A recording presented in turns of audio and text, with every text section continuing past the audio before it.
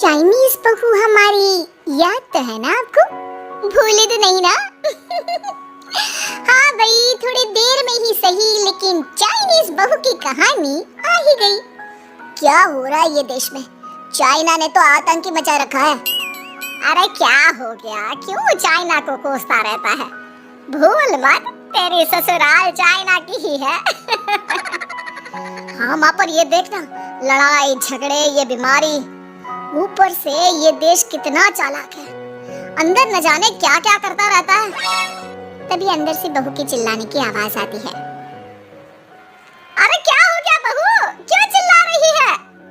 माँ जी, ये देखिए, ये रूस ने यूक्रेन की हालत क्या कर दी है। ऊपर से चाइना में दो बड़ा लॉकडाउन लग गया है। माँ जी, अब क्या किया जाए? अरे तो तुम लोगों को क्या परेशानी हो रही है, मैं तो यही नहीं समझ पा रही हूँ। वो क्या है ना माँ, हम लोग चाइना जाने की सोच रहे थे। सांगसू के भाई की शादी है। तो क्या? अरे कौन सा उन लोगों के यहाँ भाई घोड़ी चढ़ता है जो बहन काजल लगाकर नेक लगी? माँ जी, उसकी आंखें बहुत छोटी छोटी है, उसमें या तो पुतली रह सकती है या काजल। साले की पुतली निकाल कर काजल लगा दो, अंधा कहीं का। क्या क्या बोला तुम मेरे भाई के बारे में? अरे नहीं नहीं बहू, वो तो बोल रहा था कि तुझे नेग मिल जाएगा। हाँ, बहन है ना तू उसकी। नहीं नहीं माँ जी, मैं सब समझती, ये मेरे भाई का मजाक बनाते रही थी। कितना सीधा है मेरा भाई, बिल्कुल छिपकली जैसा। नहीं नहीं बहू, सीधा गाय जैसा होता है। सही पकड़े हैं माँ जी। हाँ, तो मेरे भाई की शादी है, मैं चाइना जरूर जाऊंगी। तभी एक पड़ोसन आ जाती है।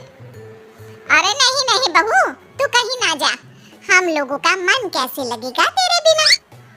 ले बहू, तेरे भाई के लिए ये शॉल रख ले, हमारी तरफ से गिफ्ट कर देना।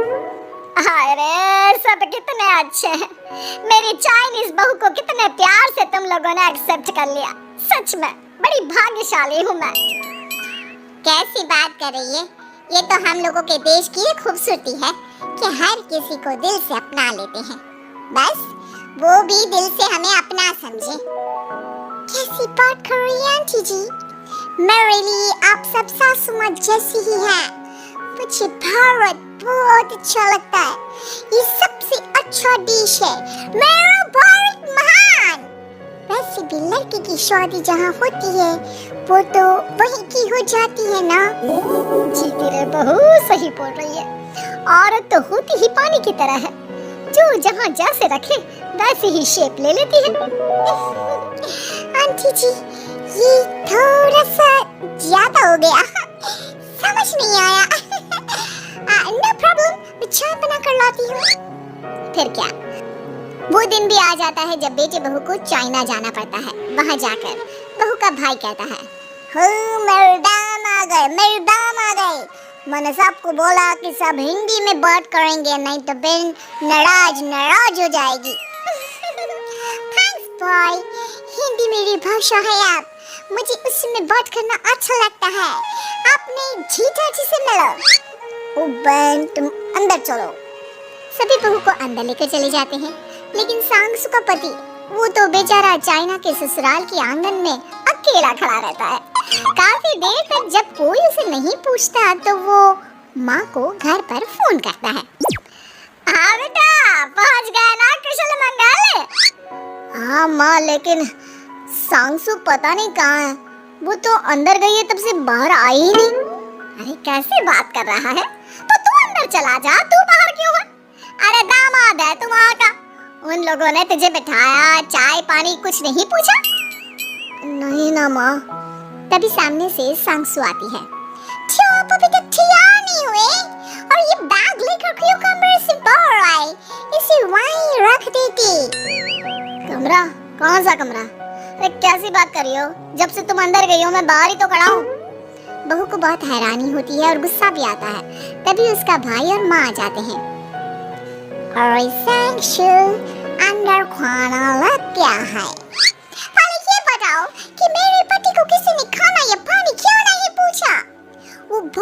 तो ससुराल पहली बार आया है, वो भी मेरे कहने पर। उनकी इज्जत क्यों नहीं की? देख बेटी, तूने जबरदस्ती जिद में शादी की थी तो हम लोगों ने कर दी, लेकिन अब तुम ये सोचो, पूरी चाइना में मैं इस इंडियन को अपना दामाद बताऊं? So sorry. हाँ संगसू, और तुम भी चुप रहना, नहीं तो वो लोग मेरी शादी तोड़ देंगे। ओह, ऐसी बात है, कोई बात नहीं, मैं बाहर होटल में रह लेता हूँ, तुम वही करो जो ये लोग चाहते हैं। कैसी बात कर रहे हो? शादी के बाद पति जैसा भी हो, जो भी हो, पति होता है। वैसे भी तुम्हारे पूरे परिवार ने सबने बिना सोचे मेरा साथ दिया, मुझे एक्सेप्ट किया, प्यार किया। मैं अपने देश में आपको अकेला कैसे छोड़ सकती हूँ? ये हिंदी फिल्म का ड्रामा बंद करो, मैं अब ये बर्दाश्त नहीं करूँगी। चुपचाप अंदर चलो, नहीं तो ये शादी वादी यहीं खत्म करके इसे अकेले ही इंडिया जाना पड़ेगा। कैसी बात कर रही है अम्मा? ये मेरे पति है नहीं था। हम लोगों ने यहाँ वकील को बुला लिया है, जिसके बाद अब तेरा तलाक करा के हम यहाँ के चाइनीज लड़के से तेरी शादी करा देंगे। अरे कैसी बात कर रहे हो?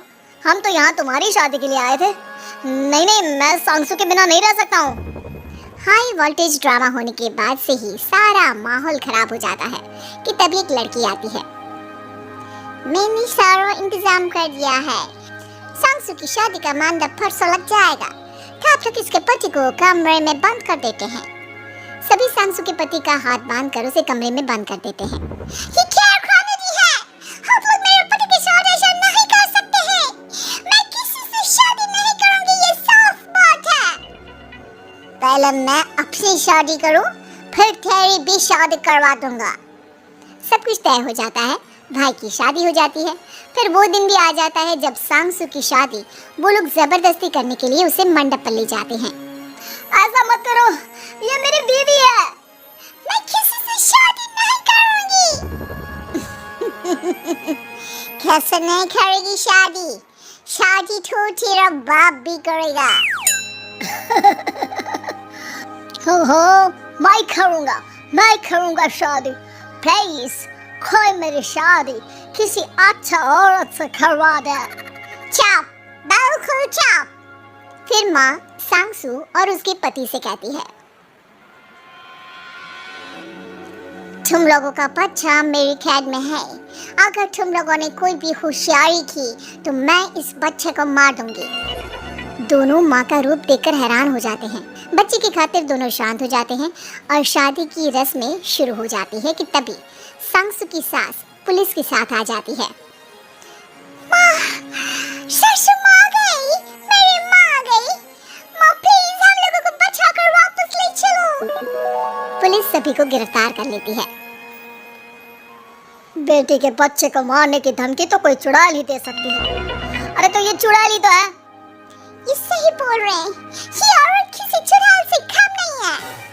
तभी उन लोगों का बच्चा भी आकर सांगसू के गले लग जाता है। माँ, तू सही समय पर आ गई, लेकिन तुझे कैसे पता चला कि यहाँ ये सब हो रहा है? बेटा, ये चाइनीज लोग ना होते ही धोखेबाज है। इन लोगों पर मुझे भरोसा नहीं था, इसलिए मैंने तेरे फोन को हमेशा के लिए मेरे फोन से अटैच कर दिया था, जिससे तेरे आसपास होने वाली सारी बात मैं सुनती रहूं। उस दिन भी मेरी तेरी बात हो रही थी तो तेरा फोन ऑन था, मैं सब समझ गई थी। मुझे माफ कर दो। नहीं, बिल्कुल नहीं। चलिए माँ जी, इंडिया वापस चलते हैं। आज के बाद मैं यहाँ कभी नहीं आऊंगी।